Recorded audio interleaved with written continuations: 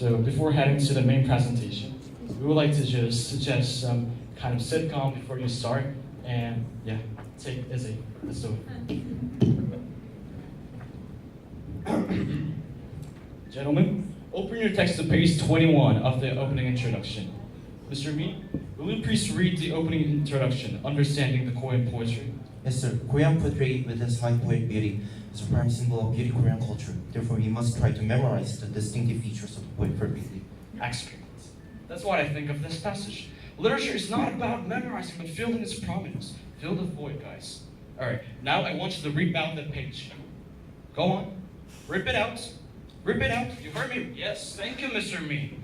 Yeah, gentlemen, tell you what, don't just rip out the page, but just tear out the whole introduction. Do not limit your literal beauty to the paper. But sir, we shouldn't be doing this. No, we can't do this. Rip it out, rip it out, rip it out.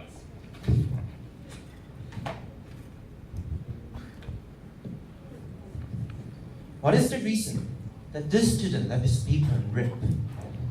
Maybe because he thought wasting paper is inefficient. Or maybe he was just afraid to commit such extreme action. Those are quite reasonable, but the answer lies in the old traditional stereotypes of the students or the class. Everything during the class will be turned out as question in the exam. Such unconscious worries as in every single Korean classes, even witnessed in our own classes. Korean education system, which mainly enforces the academic ability of students, evaluates teachers' ability by how many students of them enter the high-qualified university. Naturally, teachers tend to educate their students with only efficient information which should come out on KSAT, rather than the information that students sincerely want to learn. Due to such road-running education system of Korea, students' roles, main tasks settled as memorizing and copying teachers' work, which are far way beyond the initial value that education pursued for.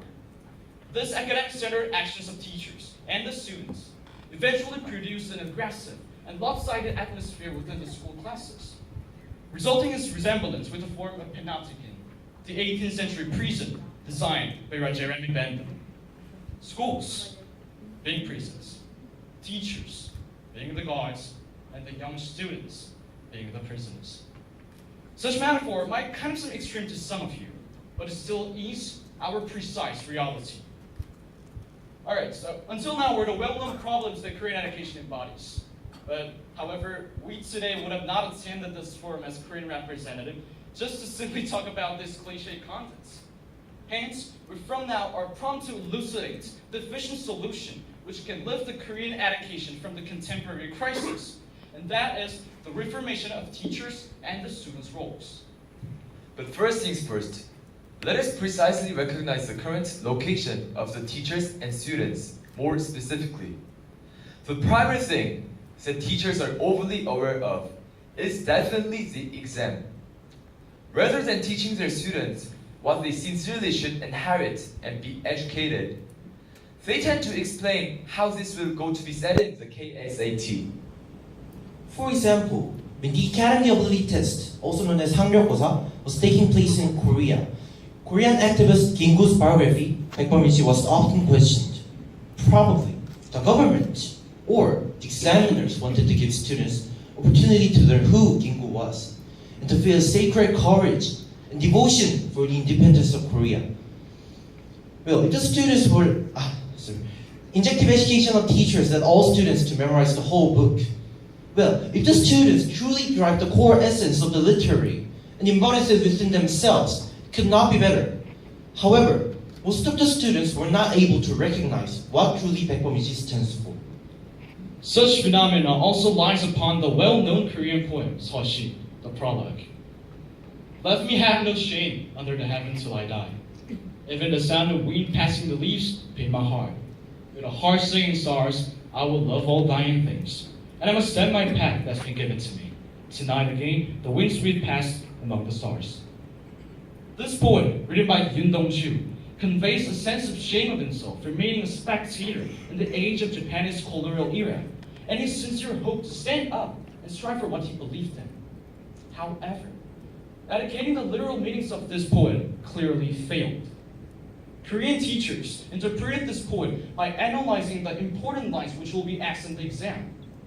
So Korean students, just like us, naturally did not feel any necessity to read and sympathize with this poem.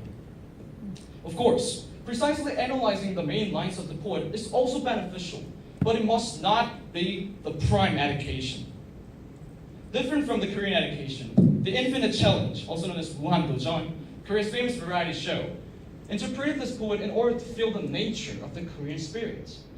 Members studied Korean history, and each of them made a song regarding what they felt over those historical inheritances. These songs convey a sense of pride as a Korean, as well as shame for just memorizing the history and only regarding it as grades. Fortunately, after songs were released, a sense of astonishment within Korean society arose, even changing the public cognition toward the history. No one graded or no one evaluated the songs and their understandings of history. The only external assistance the members received was a little help providing producers who will enable them to make songs. Helping, not overly injecting. Single line representing the ideological path in which the Korean education should walk on. Namely, we should promptly abandon the grade-centered education system and reform the roles of the teachers and students. We would like to step back and cast the fundamental question about the education. What are teachers for? To find the answer, we chose to look back our footprints. For a long time, since the start of KSAT, teachers have been injecting their students abundant amount of knowledge and skills to proficiently solve the problems. And students receiving this imprudently, and most of them forget this after their exam is over. And this clearly shows that teachers are teaching only for tests, and students are learning just for tests. Frankly, is this a real education?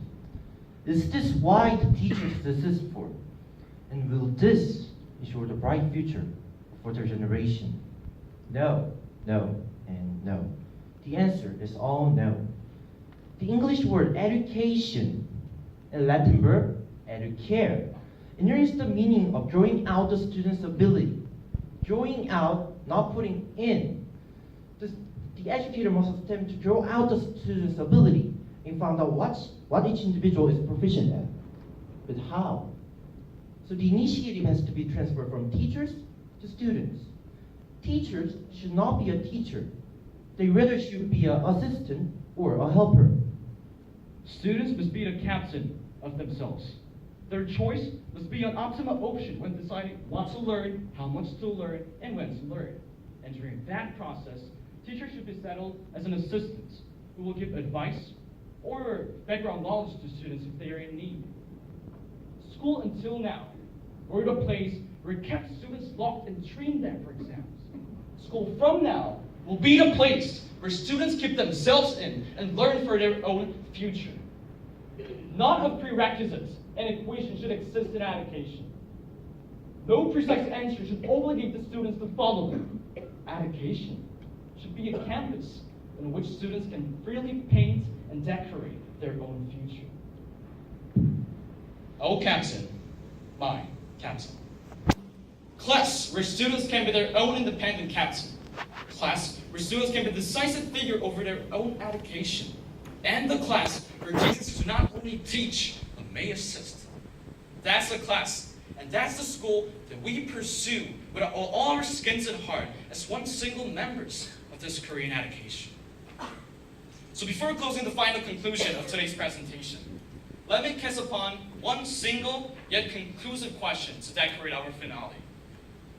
Ladies and gentlemen, to all the Korean scholars on the floor, and to Borston, to all the international teenagers, and the supervisors and teachers here, let us ask you, who's Your captain. Thank you.